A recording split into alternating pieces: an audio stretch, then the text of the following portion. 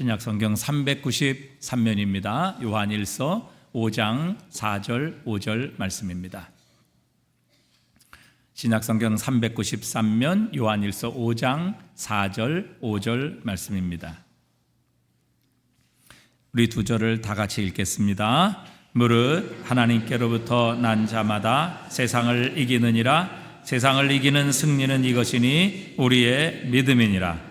예수께서 하나님의 아들이심을 믿는 자가 아니면 세상을 이기는 자가 누구냐. 아멘.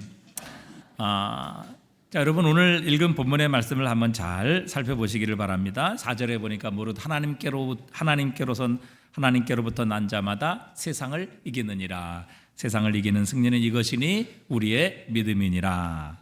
예수께서 하나님의 아들이심을 믿는 자가 아니면 세상을 이기는 자가 누구냐. 이렇게 두 절을 우리가 읽었습니다. 오늘 읽은 본문에서 세상이 몇 번 나오는지 혹시 아십니까? 세상이 몇 번 나오는지 혹시 아세요? 몇 번 세상에 나오나요? 네? 자, 무릇 하나님께로부터 난 자마다 세상을 이기느니라. 세상을 이기는 승리는 이것이니 우리의 믿음이니라. 예수께서 하나님의 아들이심을 믿는 자가 아니면 세상을 이기는 자가 누구냐. 몇 번 나오죠? 네, 모두 3번 나오고 있습니다. 오늘 그리스도인은 누구인가 하는 것을 어찌 보면 우리에게 정의해 주고 있는 말씀이라고 생각합니다. 그리스도인은 누구인가? 한마디로 정의하면 세상을 이기는 자다, 이렇게 표현을 하고 계십니다. 자, 그러면 도대체 여기서의 세상은 무엇을 가르치느냐 하는 것이죠. 무엇을 가리키느냐, 세상이 도대체 무엇인데 그리스도인은 세상을 이기는 자인가 하는 것이죠. 우리가 이 세상이라는 것을, 세상이라는 정의를 요약한다면 이렇게 표현할 수 있을 것입니다. 사실 우리는 하나님을 예배하고 찬양하기 위해 창조되어지고 구속받았습니다. 그리고 하나님께 영광을 돌리며 그의 뜻을 따라 사는 것을 위해 하나님께서는 우리를 부르셨죠. 이사야서 43장 21절에 보니까 이 백성은 내가 나를 위하여 지었나니 나를 무엇하게 하려 함이니라. 찬송하게 하려 함이니라. 이 찬송이라는 말은 하나님을 영화롭게 혹은 영광을 돌리게 하기 위하여 하나님은 우리를 지으셨다. 우리는 하나님을 찬양하기 위해 지음받은 존재다 말씀하시죠. 또 베드로전서 2장 9절에 보니까 우리 잘 아는 말씀이죠. 너희는 택하신 족속이요 왕같은 제사장이요 왕같은 제사장들이요 거룩한 나라요 그의 소유된 백성이니. 왜냐하면 너희를 어두운 데서 불러내어 그의 기이한 빛에 들어가게 하신 이의 아름다운 덕을 선포하게 하려 하심이라. 이것이 목적입니다. 왜 하나님께서 우리를 택하신 족속, 왕같은 제사장, 그분의 소유, 그분의 나라 만드셨는가? 그것은 우리를 이 어둠의 세상에서 불러내어 그의 기이한 빛의 나라, 하나님의 나라에 들어가게 하신 이의 아름다운 덕, 그분의 성품, 그분의 놀라운 사랑을 바로 찬양하게 하시기 위함이라, 선포하게 하려 하심이라 말씀하십니다. 우리의 신앙 고백서로 채택하고 있는 웨스트민스터 신앙 고백서 소요리 문답 제1번 문항은 이렇게 시작하죠. 인생의 제일 되는 목적이 무엇입니까? 그 답은 우리는 하나님을 영화롭게 하고 영원토록 그를 즐거워하는 것입니다. 이것이 우리 소요리 문답 1번, 즉 모든 성도들이 고백하는 신앙 고백의 첫 번째 문항이고 또 그 문항의 질문과 대답입니다. 인생의 제일 되는 목적, 우리는 왜 존재하고 무엇을 위해 살아가야 하는가? 그것은 바로 하나님을 영화롭게 하고 그분을 영원토록 즐거워하는 것, 그것이 우리의 인생의 제일 되는 목적이라 이렇게 고백하고 있습니다. 자, 그러면 하나님을 찬송하기 위해 하나님 우리를 지으셨고 이 어둠에서 불러내어 그의 기이한 빛의 나라, 아름다운 하나님의 나라를 들어가게 하신 이의 아름다운 덕을 선포하고 선전하기 위해 우리를 부르셨고 하나님을 영화롭게 하고 영원토록 그를 즐거워하는 것이 인생의 제1되는 목적인데, 이 모든 것을 방해하고 가로막는 존재를 가리켜서 세상이라 이렇게 정의할 수 있습니다. 그러니까 우리가 하나님께 영광을 돌리고 하나님을 예배하며 또 하나님을 기쁘시게 하고 하나님의 뜻대로 사는 이 모든 것을 가로막고 방해하고 대적하는 이 모든 것을 가리켜 세상이라 이렇게 표현할 수 있는 것입니다. 그러니까 그리스도인 누구인가? 바로 이 모든 세상을 이기는 자, 그 사람이 바로 그리스도인이다. 이렇게 표현할 수 있습니다. 자, 그런데 이 세상, 즉 우리로 하여금 하나님께 영광을 돌리고 하나님을 기쁘시게 하고 하나님을 찬양하고 예배하는 이 모든 일을 가로막고 있는, 이 모든 것을 하지 못하도록 대적하고 있는 이 세상이 우리를 유혹하기도 하고 우리를 위협하기도 합니다. 그러니까 첫 번째는 이 세상이 외적인 방법으로 우리를 위협하고 또 우리를 유혹해서 하나님 예배하고 찬양하고 영광 돌리는 삶을 살지 못하도록 그렇게 우리를 가로막고 있는 것이죠.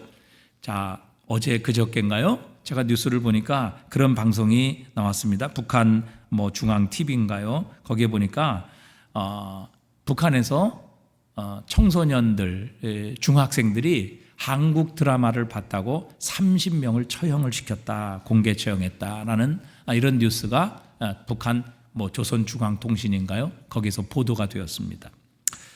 여러분, 이렇게 북한에서 한국 드라마 본 청소년들, 그 청소년들 얼마나 호기심이 많겠어요. 보고 싶은 게 많겠어요. 그래서 한국 드라마 봤다고 30명을 공개 처형해서 다 참수를 해버렸죠.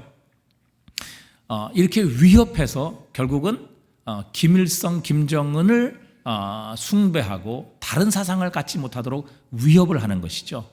이것을 우리는 세상이라 이렇게 표현할 수 있습니다. 여러분, 오늘도 세상에서 가장 많이 순교하는 종교가 어떤 종교인지 아십니까?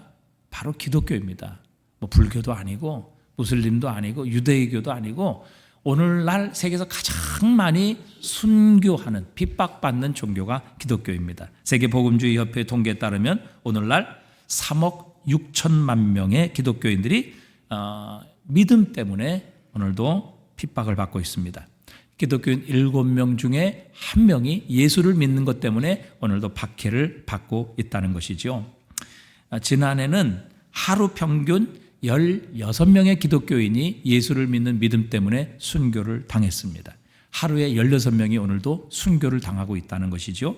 그리고 하루에 17명이 예수를 믿는 믿음 때문에 체포를 당하고 있습니다. 그리고 10명이 하루에 믿음 때문에 납치를 당하고 있습니다. 집을 떠나거나 숨어 지내야만 하는 성도가 20만 명 정도 된다. 이렇게 통계는 우리에게 밝혀주고 있습니다. 여러분, 우리가 오늘 이 자유 대한민국에 태어나서 여러분 이렇게 주일날 예배당에 나와 마음껏 하나님을 찬양하고 예수를 주로 고백할 수 있다는 것이 얼마나 놀라운 은혜요, 축복이요, 특권인지 알 수 없습니다. 우리는 매일 이것을 너무도 자연스럽게 행하기 때문에 마치 당연한 것처럼 이렇게 생각하지만 여러분, 통계에 의하면 오늘 하루도 16명이 예수님을 믿는 믿음 때문에 순교를 당하고 있습니다. 16명이 지금 체포되고 10명이 납치되어 20만 명은 예수를 믿는 믿음 때문에 오늘도 숨어 지내야만 하는 것입니다. 여러분, 이런 외적인 세상은요, 외적인 핍박을 통해 또 유혹을 통해 우리로 하여금 하나님을 찬양하고 예배하며 그분의 영광을 위해 사는 삶을 대적하고 방해하는 것이죠. 여러분, 이런 세상은 외적인 존재로서 우리를 위협하는 것만이 아닙니다.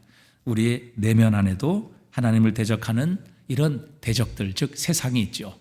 요한일서 2장 15절에도 보면 이 세상이나 세상에 있는 것들을 사랑하지 마라. 이 세상을 사랑하면 아버지의 사랑이 그 속에 있지 않다. 그리고 이 세상에 있는 모든 것은 육신의 정욕, 안목의 정욕, 이생의 자랑이니 아버지께로부터 온 것이 아니요 세상으로부터 온 것이다. 세상도 정욕도 지나가되 오직 하나님의 뜻을 행하는 자는 영원히 거하느니라. 이렇게 말씀하고 계세요. 그러니까 여러분, 이런 외적인, 세상은 외적인 방법으로 우리를 위협하고 유혹할 뿐 아니라 우리의 내면 속에 남아있는 이 육신의 정욕을 통해서 우리로 하여금 하나님을 예배하고 하나님께 기도하고 하나님께 영광을 돌리는, 하나님을 찬양하는, 주의 그 아름다우심을 선포하는 이 삶을 오늘도 대적하고 또 이것을 방해하고 가로막고 있는 것입니다. 자, 이것을 통해 우리로 하여금 예수님께 가까이 가지 못하도록, 예수님을 믿지 못하도록, 하나님을 영화롭게 하지 못하도록 위협하죠. 왜 그렇습니까? 왜 도대체 세상은 우리를 이렇게 괴롭히나요? 왜 유혹하고 왜 위협하나요? 그 이유는 한 가지입니다. 우리는 이 세상에 속하지 않았기 때문입니다. 요한복음 15장 19절에 보니까 예수님께서 그렇게 말씀하셨어요. 너희가 세상에 속하였으면 세상이 자기의 것을 사랑할 것이나 너희는 세상에 속한 자가 아니요 도리어 내가 너희를 세상에서 택하였기 때문에 세상이 너희를 어떻게 하느니라? 미워하느니라. 그러니까 여러분, 우리가 이 세상에 살지만 이 세상으로부터 부름을 받아 하나님 나라에 소속되어 있고 하나님 나라의 백성이 되었다는 가장 강력한 증거 중에 하나가 바로 이런 영적 싸움입니다. 여러분, 우리가 이상하게 여기지 말아야죠. 여러분, 우리가 예수를 믿고 이 땅에서 하나님 말씀대로 살려고, 하나님 백성, 천국의 백성의 삶을 살려고 여러분 힘쓰고 애쓰고 노력하는데 나에겐 전혀 반대가 없다, 전혀 갈등이 없다, 또 세상에서 전혀 문제 없고 너무 세상에 살기 좋다. 둘 중에 하나입니다. 내가 예수를 믿지 않든지 내가 거듭나지 않았든지 둘 중에 하나죠. 여러분, 주님께서 분명히 말씀하셨어요.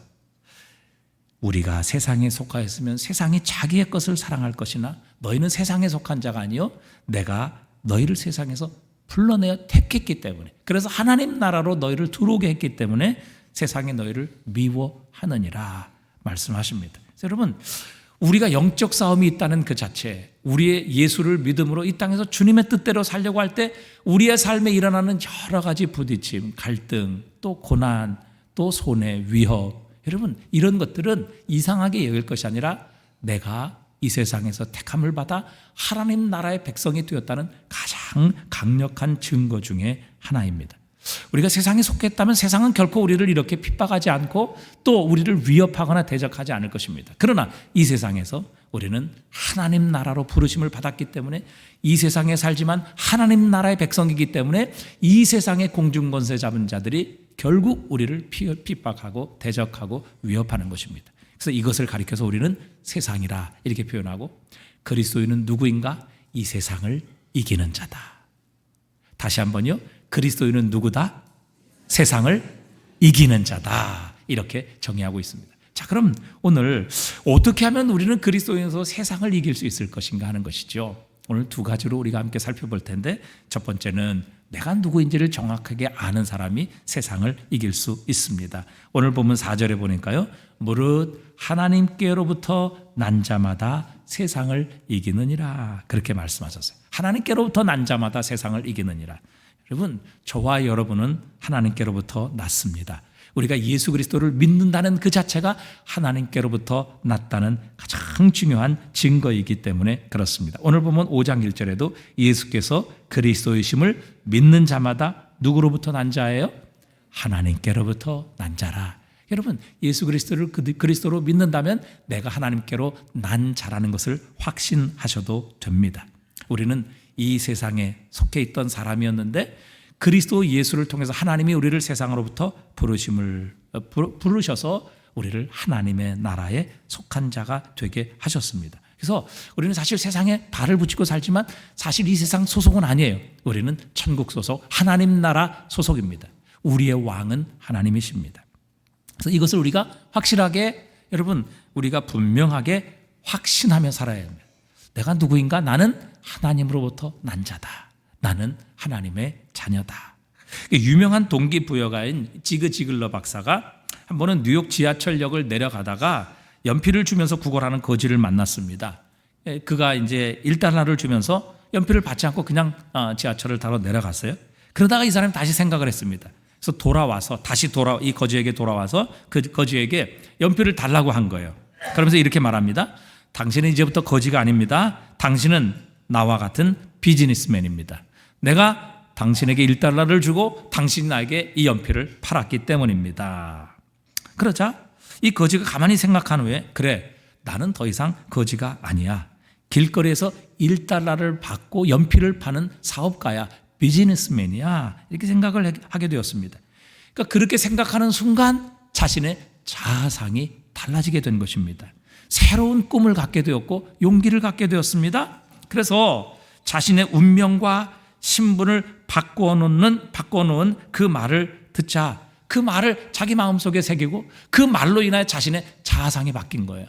자신은 더 이상 거지가 아니라 나는 이제 연필을 주고 1달러를 받는 비즈니스맨 사업가라는 그런 자아상을 갖게 된 것입니다. 결국 그런 생각의 변화, 마음의 변화가 그의 태도를 바꾸었고 그의 삶을 바꾸게 되었습니다. 그래서 나중에 이 사람이 성공한 사업가가 되어서 지그지글러 박사를 찾아와서 이렇게 고백을 했다고 합니다. 박사님, 저를 향해 당신은 더 이상 거지가 아니라 사업가입니다. 비즈니스맨입니다. 이렇게 저에게 말씀하셨습니다. 나는 늘 거지의 자아상을 가지고 살았는데 그 박사님의 말 한마디가 나의 인생을 이렇게 바꾸어 놓았습니다. 이렇게 고백을 했다고 합니다. 여러분, 사람의 말 한마디가 이렇게 그 자아상을 바꾸어서 그 사람의 인생을 달라지게 만드는데, 여러분, 전능하신 하나님의 말씀을 우리가 믿고 받아들이게 될 때에 여러분, 우리 인생이 바뀌지 않겠느냐 하는 것입니다. 그 세상을 창조하신 위대하신 말씀, 이 온 세상을 지금도 다스리고 계시는 그 전능하신 하나님의 말씀을 믿고 받아들일 때에 여러분, 우리의 자아상이 바뀌지 않겠느냐 하는 것입니다. 하나님 우리를 분명히 오늘 말씀하시죠. 무릇 하나님께로서 난 자마다 세상을 이기느니라. 여러분, 우리는 하나님께로부터 난 자입니다. 우리는 하나님의 자녀입니다.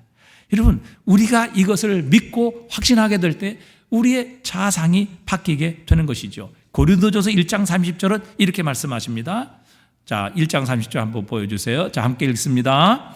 너희는 하나님으로부터 나서 그리스도 예수 안에 있고. 자, 우리는 어디로부터 났어요? 우리는 누구로부터 나왔습니까? 하나님으로부터 나서 그리스도 예수 안에 있다 말씀하십니다. 그래서 하나님으로부터 났다 이 말은 우리는 하나님으로부터 태어났다는 것입니다. 여러분, 이 미국 같은 나라는 미국에서 태어나면 무조건 미국 국적을 줍니다. 한국도 한국에서 태어나면 한국 사람이 되는 것이죠. 여러분, 우리가 하나님께로부터 났다라는 말은 우리가 하나님 나라의 백성이며 하나님의 자녀라는 사실입니다. 우리는 하나님을 닮은 하나님의 자녀가 되었습니다. 여러분, 요즘은 이렇게 부모가 키우다 보니까 별로 이렇게 얼굴을 닮은 것 같지 않아요? 그래서 나중에 이제 친자 확인 소송을 법적으로 해서 이제 유전자 검사를 합니다. 그렇게 유전자 검사를 했는데 나중에 보니까 이게 자신과 유전자가 달라요. 이게 자기 자식이 아니라는 겁니다. 여러분, 이런 일들이 종종 일어나지 않습니까? 여러분, 하나님께로부터 났다면 우리는 하나님을 닮은 자녀입니다. 우리 속에 하나님의 성품이 창조되었고요, 우리 속에 하나님의 마음이 생겨나게 된 것입니다. 그래서 베드로후서 1장 4절에 보니까요, 이로써 그 보배롭고 지극히 큰 약속을 우리에게 주사 이 약속으로 말미암아 너희가 정욕 때문에 세상에서 썩어질 것을 피하여 신성한 성품에 참여하는 자가 되게 하려 하셨느니라. 신성한 성품이라는 것은 하나님의 성품이라는 말이거든요. 이제 세상에 썩어질 성품에서 그리스도 예수로 말미암아 하나님의 자녀가 되게 하셨고 하나님으로부터 나게 하셔서 우리 안에 하나님의 성품에 참여하는 자가 되게 하셨느니라 말씀하십니다. 그래서 저와 여러분에게는 하나님의 DNA가 있는 것입니다. 하나님의 DNA, 가장 중요한 DNA가 뭐예요? 여러분, 우리는 이 요한 1서를 살펴보면 하나님의 성품, 하나님은 사랑이시라 이렇게 표현하고 정의하고 있습니다. 여러분, 우리가 하나님으로부터 났다면, 그분의 자녀가 되었다면 우리 안에 하나님을 닮은 성품, 즉 하나님의 사랑이 우리 안에 있게 되는 것이죠. 자, 그래서 여러분, 무릇 하나님께로 난 자마다 세상을 이기느니라. 여러분, 우리는 하나님께로부터 난 자라고 분명하게 말씀하십니다. 우리는 세상 속에 두 발을 붙이고 살지만 세상에 속한 자가 아닙니다. 하나님께로부터 났기 때문에 우리는 하나님의 자녀인 것입니다. 세상 속에 우리는 전혀 다른 사람이 되었죠. 새로운 피조물이 된 것입니다. 여러분, 우리가 어떤 외적인 모습이 달라진 게 아닙니다. 예수 믿는다고 여러분 얼굴이 이뻐진다면 얼마나 좋겠어요. 그러나 바뀌지 않습니다. 여러분, 예수 믿는다고 해서 나의 직업이 바뀐다, 직업이 상승한다, 여러분 전혀 그렇지 않아요. 여전히 똑같습니다. 예수 믿기 전이나 예수 믿은 후나 여러분 공무원을 하셨다면 그분은 공무원이고, 또 자영업을 하고 계신다면 그분은 여전히 자영업을 하시는 분이에요. 예수를 믿기 전에 내가 택시를 운전했다면 여러분 예수를 믿은 후에도 여러분 우리는 여전히 택시를 몰고 있는 기사가 되는 것이죠. 예수 믿는다고 해서 우리의 환경이 달라집니까? 변화됩니까? 물론 하나님은 환경도 바꾸실 능력이 있으세요. 그러나 하나님은 그렇게 잘 일하시지 않아요. 여러분, 우리가 만나는 사람, 예수 믿는다고 해서 우리의 가족이 바뀝니까? 우리의 직장과 일터의 사람들이 변화됩니까? 그렇지 않아요. 그러나 여러분, 예수를 믿고 하나님으로부터 나게 되면요, 하나님은 우리를 바꾸어 주시는 분이십니다. 내가 달라지게 하신다는 사실이지요. 나는 하나님께로 났기 때문에 새로운 존재가 되게 하시고, 예수님께서 우리에게 말씀하셨잖아요. 마태복음 7장 17절에 보면 좋은 나무마다 아름다운 열매를 맺고 못된 나무가 나쁜 열매를 맺는다. 좋은 나무가 나쁜 열매를 맺을 수 없고 나쁜 나무가 좋은 열매를 맺을 수 없다. 여러분, 우리는요, 좋은 열매를 맺어서 좋은 나무가 된 것이 아니라는 사실입니다. 우리가 다른 사람보다 열심히 살고 거룩하게 살고 깨끗하게 살고 의로운 존재가 되었기 때문에 우리가 좋은 나무가 된 것이 아니라 그리스도 예수를 통해서 하나님은 우리를 좋은 나무 되게 해 주셨습니다. 우리가 좋은 나무가 되었기 때문에 우리의 삶에 좋은 열매가 맺히는 것은 당연한 것입니다. 내가 좋은 열매를 맺어 좋은 나무가 된 것이 아니라 예수 그리스도를 믿어 하나님으로부터 나게 하셨기 때문에 우리는 좋은 나무가 되게 하신 것입니다. 그래서 그 열매로 그 나무를 아는 거예요. 여러분, 우리가 진짜 좋은 나무가 되었다는 것은 좋은 열매를 통해서 증명되는 겁니다. 예수를 믿고 내가 좋은 나무가 되었다면 나의 삶에는 좋은 열매, 즉 그리스도 예수를 닮은 삶의 열매가 우리의 삶에 맺혀질 수밖에 없는 것입니다. 예수를 믿는다고 하면서 늘 이전에 우리가 세상의 열매, 악한 열매, 나쁜 열매를 맺고 산다는 것은 그 사람이 뭐예요? 아직 좋은 나무가 되지 않았다는 것을 증명할 뿐이라는 사실입니다. 여러분, 내가 좋은 나무라는 것을 확신하면 나의 삶에는 자연히 좋은 열매가 맺혀지는 겁니다. 좋은 열매를 맺어야지 노력해서 좋은 나무가 되는 것이 아니라는 사실입니다. 그리스도 예수께서 우리를 위해 하신 그 일로 말미암아 우리는 하나님으로부터 난 자가 된 것입니다. 그래서 우리는 하나님의 은혜로 좋은 나무가 되었고, 그렇기 때문에 우리의 삶에 자연스러운 예수 그리스도의 향기와 그분이 행하신 삶의 열매가 맺혀질 수밖에 없는 것이죠. 여러분, 우리가 변화될 수 있는 방법은 한 가지입니다.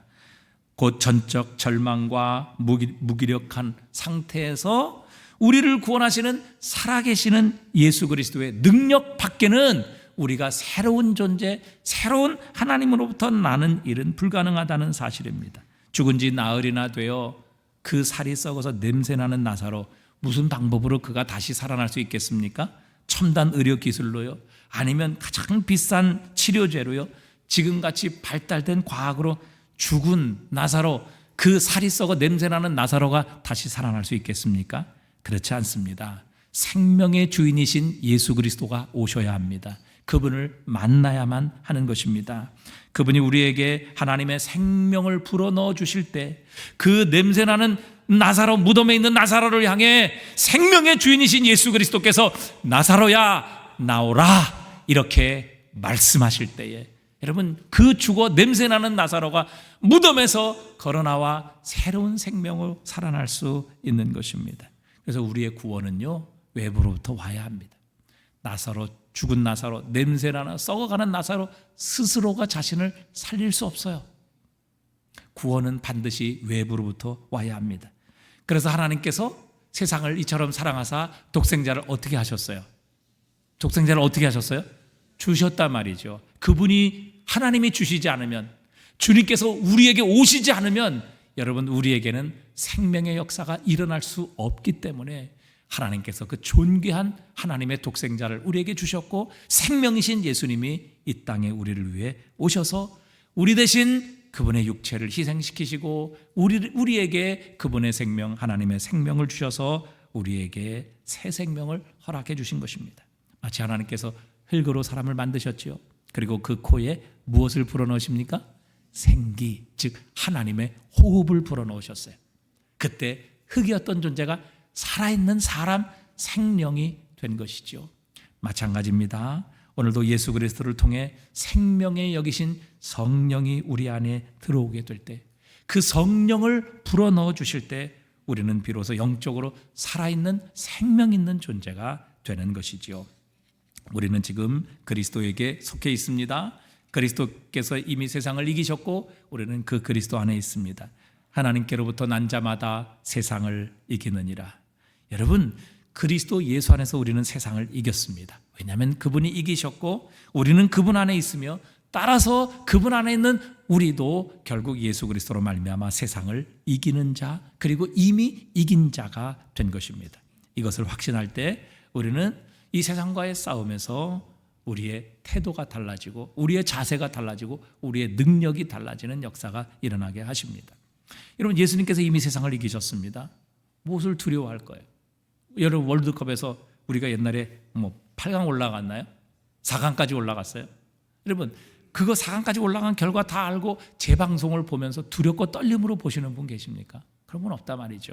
그저 우리는 이미 승리를 보장받았기에 편하게 마음으로 우리는 즐기며 그 재방송을 볼 수 있는 거예요. 마찬가지죠. 예수 그리스도께서 세상을 이기셨습니다.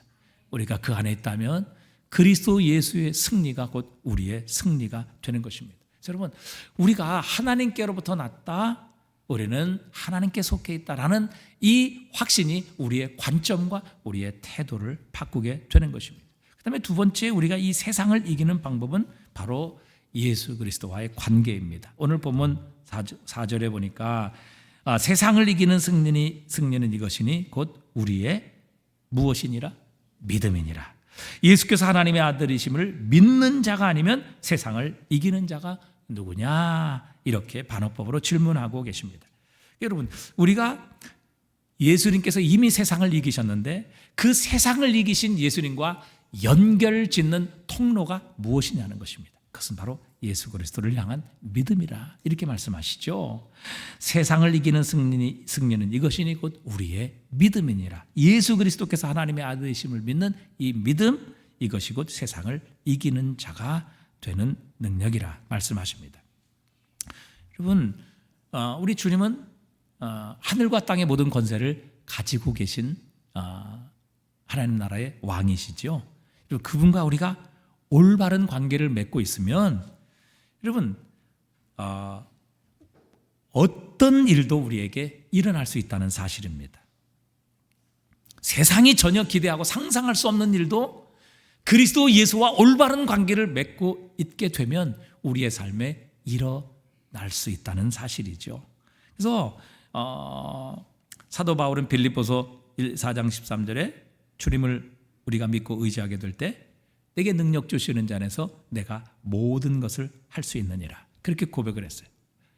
내가 모든 것을 할 수 있느니라. 여기에는 모든 것이 포함된다고요.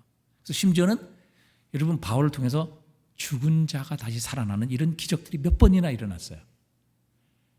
이 능력은 예수님께 있는 거예요. 하나님께만 있는 거예요. 그런데 그 하나님과 믿음을 통해 연결되었을 때 그 주님의 능력, 하나님의 능력이 바울을 통해서 역사하셨다는 것이죠. 그러니까 여러분, 그 하나님과 연결될 때 우리의 삶에는 우리가 상상할 수 없는 것이 일어날 수 있는 겁니다. 그것이 뭐예요? 그 하나님과 그 그리스도 예수의 존재와 능력과 연결하는 통로가 무엇인가 하면 바로 믿음이라는 것입니다. 여러분, 예수 그리스도를 믿을 때 우리가 왜 세상을 이길 수 있습니까? 주님께서 세상을 이기셨고 그분만이 죄와 어둠의 세력인 이 세상의 권세를 이기실 능력과 권세를 가지고 계시기 때문에 그래요. 그래서 요한복음 16장 33절에도 이것을 너에게 이르는 것은 너희로 내 안에서 평안을 누리게 하려 함이라. 세상에서는 너희가 환난을 당하나 담대하라. 내가 세상을 이기었노라. 여러분, 주님은 이미 세상을 이겼다고요.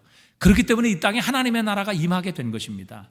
주님이 만약에 이 세상의 권세를 잡은, 공중 권세를 잡은 마귀와 사탄의 권세를 이기지 않으셨다면 하나님의 나라는 이 땅에 지금 없는 거예요. 그러나 이 세상의 공중 권세 잡은 자 마귀와 사탄의 세력을 이기셨기 때문에 예수님이 이 땅에 하나님의 나라를 가져오셨고, 그 증거로, 즉 마귀와 사탄의 권세를 이기셨다는 증거로 예수님께서는 귀신을 쫓아내셨다는 사실입니다. 여러분, 하나님의 나라는 우리 가까이 있습니다. 여러분, 지금 하나님의 나라는요, 우리 머리 위에 있어요. 지금 하나님의 나라는요, 내 앞에 있다고요. 지금 하나님의 나라는 내 옆에 있어요.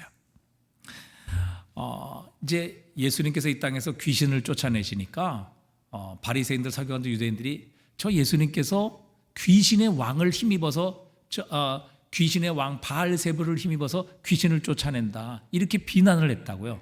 그때 예수님께서 뭐라고 말씀하셨는가 하면 누가복음 11장 20절에 보니까 내가 만일 하나님의 손을 힘입어 귀신을 쫓아내는 것이면 이미 하나님의 나라가 너희에게 임하였느니라, 이렇게 말씀하셨어요.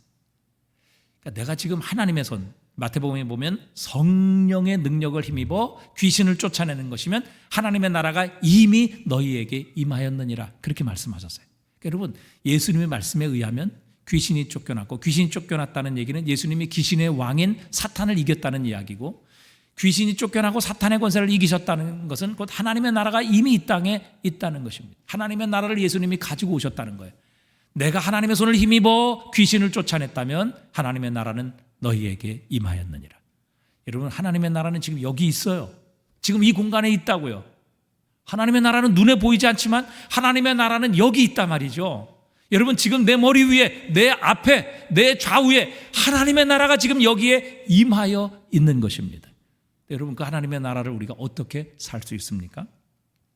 그 하나님의 나라를 믿고 영접하는 자들 가운데 하나님의 나라는 임하게 되는 것입니다. 하나님 나라의 왕이신 예수 그리스도를 영접할 때 하나님의 나라는 우리 속에 임하는 거예요. 여러분, 하나님의 나라가 무엇입니까? 하나님의 나라는 어디입니까? 하나님의 의지가 현실적으로 실천되는 그 장소가 바로 하나님의 나라예요. 여러분, 하나님의 의지가 구체적으로 실천되고 이루어지는 그 장소, 거기가 하나님의 나라예요. 그 하나님의 의지와 하나님의 뜻이 내 안에 이루어질 수 있도록 내 마음의 문을 열고 예수 그리스도를 영접하고 예수님이 가지고 오신 하나님의 나라를 믿고 받아들이게 될 때 내 안에 하나님의 나라가 이루어지게 된다는 것이죠. 그러니까 여러분, 하나님의 나라가 지금 여기 있고 내 앞에 있지만 그 하나님의 나라를 믿고 영접하지 않으면 하나님의 나라와 나와 아무 상관이 없는 거예요. 자, 우리가 잘 아는 계시록 3장 20절에 보니까 볼지어다 내가 문 밖에 서서 두드리노니 누구든지 내 음성을 듣고 문을 열면 내가 그에게로 더불어 그와 들어가 그와 더불어 먹고 그는 나와 더불어 먹으리라, 그렇게 말씀하셨어요. 그러니까 예수님께서 지금 문을 두드리고 계신다는 것이죠. 그래서 우리가 마음의 문을 열면 주님께서 들어오셔서 주님이 나와 더불어 먹고 내가 주님으로 더불어 먹으리라, 즉 주님과의 교제가 이루어지리라, 그렇게 말씀하세요. 유대인들은 식탁을 통해서 교제를 하는 것이거든요. 그래서 유대인들은 지금도 식탁에서 하나님의 말씀과 양육이 이루어지고 식탁을 통해서 교제가 이루어져요. 그러니까 지금 예수님께서 문 밖에 서서 문을 두드리고 있는데 너희들이 마음의 문을 열면 내가 너에게 들어갈 것이다. 그리고 내가 너희와 더불어 먹고 너희가 나로 더불어 먹는 교제의 삶이 시작될 것이다. 자, 그런데 여러분, 이 말씀을 주신 대상이 누구냐 하는 것입니다. 예수 믿지 않는 불신자들을 향해서 주셨습니까? 그래서 예수 믿고 마음 문을 열고 영접하면 구원받을 것이다, 그렇게 지금 하시는 그 말씀이에요? 여러분, 그렇지 않아요. 이 요한계시록 3장 20절에 볼지어다 내가 문 밖에서 문을 두드린다고 말씀하신 이 대상은요, 라오디게아 교회를 향해서 하신 말씀이에요. 여러분, 교회를 향해 주님이 말씀하시는 거거든요. 밖에서 내가 문 두드리고 있다, 즉 성도를 향해 말씀하시는 거예요. 그러니까 여러분, 그 교회를 다니고 교회 신자라고 하면서도 마음의 문을 열어 예수 그리스도를 믿음으로 받아들이지 않는다면 예수님과 아무 상관없다는 거예요. 예수님과의 교제는 없다는 것이죠. 하나님의 나라는 지금 내 앞에 내 위에 있지만 그 하나님의 나라와 나의 마음은 아무런 관련이 없다. 하나님의 통치는 내 안에 이루어지지 못한다라는 것을 의미하는 것이에요.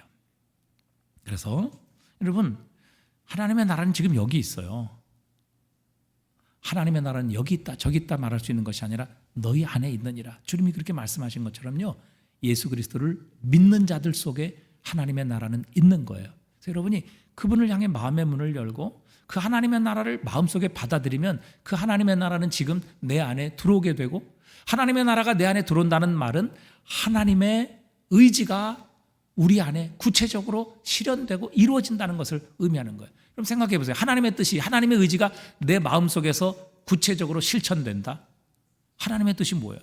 우리를 사랑하시고 우리를 축복하시고 우리를 보호하시고 우리에게 그리스도 예수의 형상을 닮아가게 하시는 하나님의 의지, 그 의지가 내 속에 이루어진다. 내 안에 하나님의 나라가 이루어지는 것이죠. 세상이 어떠할지라도 나는 여기에서 천국을 살게 되는 것입니다. 그래서 여러분, 그 예수 그리스도와의 관계를 만들어가는 통로가 무엇인가 하면 바로 믿음이에요. 믿음. 로이드 존스라는 목사님의 그 이야기 보면 이런 책이 나옵니다. 그분이 아주 작은 소책자를 읽었는데 아주 단순한 이야기였어요. 근데 그 이야기에는 아주 본질적인 이야기가 담겨 있었다는 것입니다. 한 번은 어떤 신실한 신앙인이 아프리카 농촌으로 여행을 하게 되었어요. 근데 마침 그곳에 뭐 우리처럼 장마가 져서 홍수가 나게 되었습니다. 그래서 더 이상 여행할 수가 없어서 주막 같은 곳에 머무르게 되었어요. 그런데 그곳에 모여있는 농부들을 보고 이분이 충격을 받은 거예요. 놀라움과 슬픔을 금치 못했어요. 그러니까 그 주막에 와서 술을 마시는 사람들 중에는요, 1년 내내 그곳에서 고된 노동을 하고 받은 1년치의 연봉, 품삯을 대가로 그 주막에 모여서 며칠 만에 그 모든 돈을 탕진하는 사람이 대부분이었다는 거예요. 그 광경을 보고 너무 충격을 받습니다. 그러니까 한 일주일 만에 1년 동안 그렇게 땀 흘려 그 아프리카 열대 지방에서 수고해서 받은 노동의 대가를 며칠 동안에 다 그 술로 낭비해 버리는 것이죠. 그리고 그들은 술에 중독되어서 이 자신의 악습에서 벗어날 수가 없었던 것입니다. 이런 광경을 본 그 여행자가 너무 안타깝게 여기서 그 가난한 사람을 보고 그분을 불쌍해서 그분에게 다가간 거예요. 그러면서 당신의 아내를 좀 생각해 보라.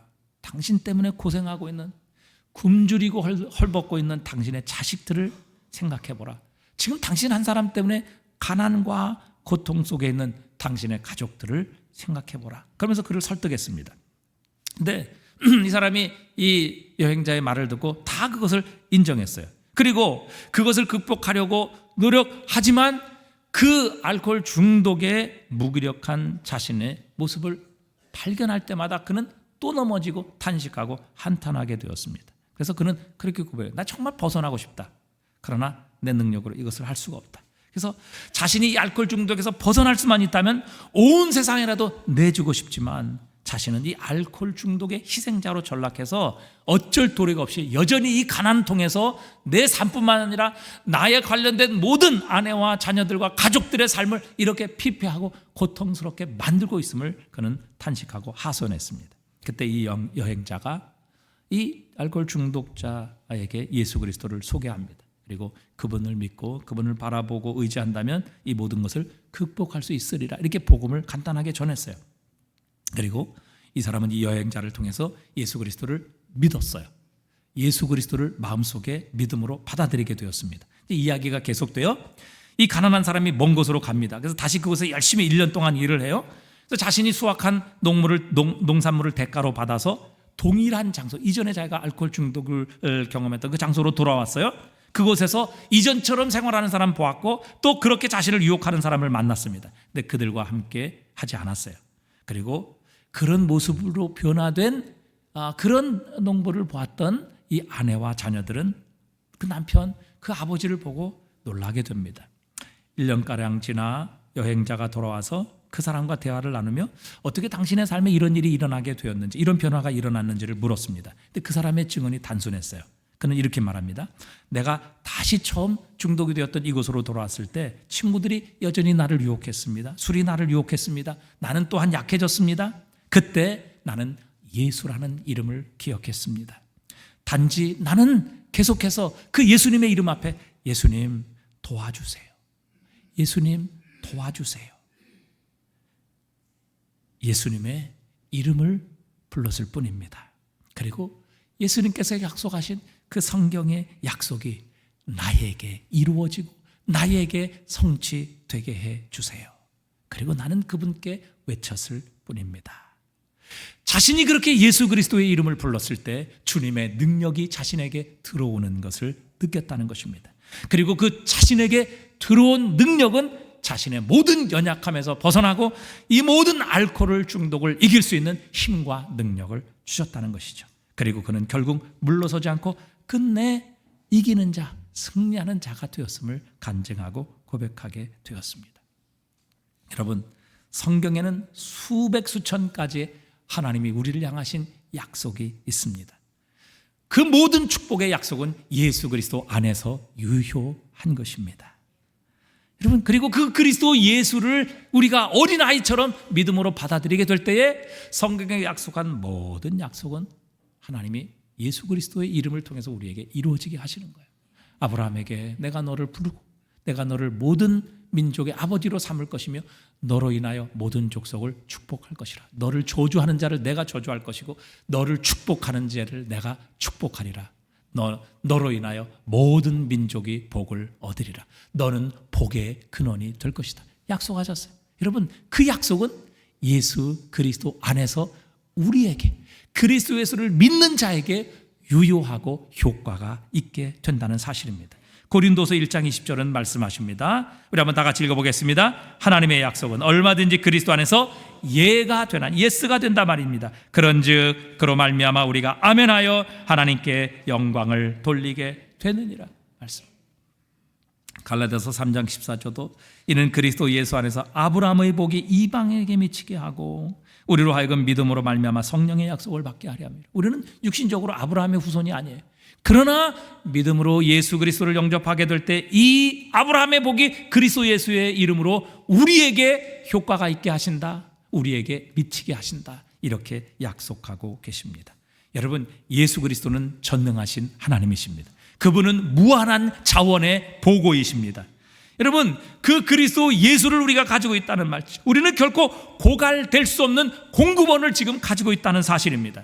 여러분, 그 공급원과 연결하는 통로가 무엇인가 하면 바로 그리스도 예수를 향한 믿음이라는 것입니다. 그래서 오늘 모두 하나님께서부터 난 자마다 세상을 이기느니라, 세상을 이기는 승리니 이것이니 곧 우리의 믿음이니라. 예수께서 하나님의 아들이심을 믿는 자가 아니면 세상을 이기는 자가 누구이냐. 여러분, 예수 그리스도는 지금 무한한 자원을 가지고 계시는 하나님이십니다.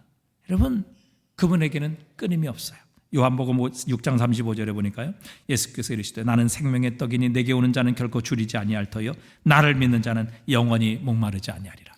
여러분, 예수님을 믿는 자 하루 이틀 목마르고 하루 몇 달 몇 년 풍족한 삶을 사는 것이 아니라 나를 믿는 자는 영원히 목마르지 아니하리라. 우리 주님이 가지고 계시는 자원은 무한하다는 것입니다. 없어지지 않아요. 사라지지 않아요. 우리가 아무리 그분으로부터 공급받고 아무리 우리가 충만하게 채워질지라도 그분은 결코 줄어들지 않는 우리의 자원이시라는 사실입니다. 그분의 능력은 무제한적입니다. 예수 그리스도의 권능에는 제한이 없다는 사실입니다.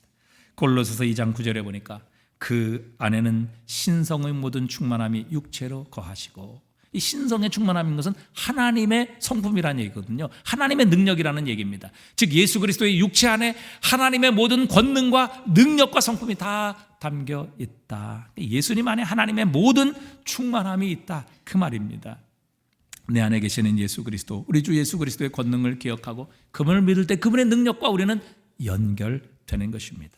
이것이 바로 세상을 이기는 그리스도인의 모습이며 이 세상을 이기는 방법임을 하나님은 우리에게 가르쳐 주십니다. 내가 누구인지, 나는 하나님께로부터 난 자다. 하나님이 나를 하나님의 자녀로 태어나게 하셨다. 그래서 나는 거듭난 하나님의 자녀다. 내 안에 하나님의 생명이 있다. 그 다음에 그리스도에서 무한한 생명과 능력의 자원이신 예수 그리스도를 믿는 믿음을 통해서 그분의 능력과 그분의 승리와 그분의 자원과 연결될 때 그분의 승리, 그분의 능력과 자원이 곧 나의 것이 되게 하셔서 세상을 이기게 하시는 것이다.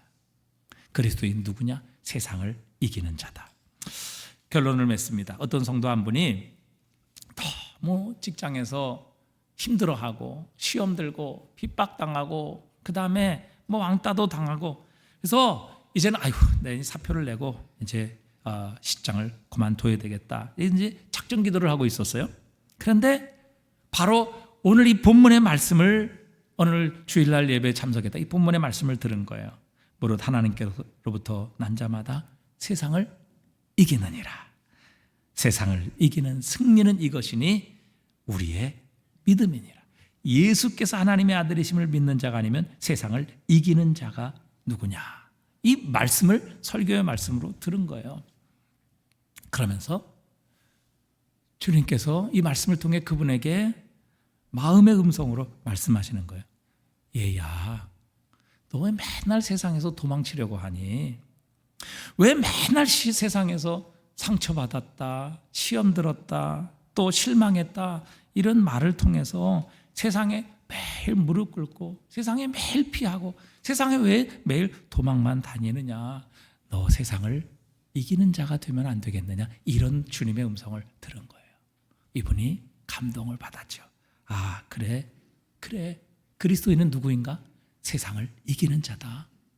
내가 하나님께로부터 난 자라는 것을 확신하고 그리스도 예수 우리의 무한한 생명과 능력의 자원이 되시는 이미 세상을 이기신 그리스도 예수와 믿음을 통해 연결될 때 나는 세상을 이기는 자가 될 수 있다.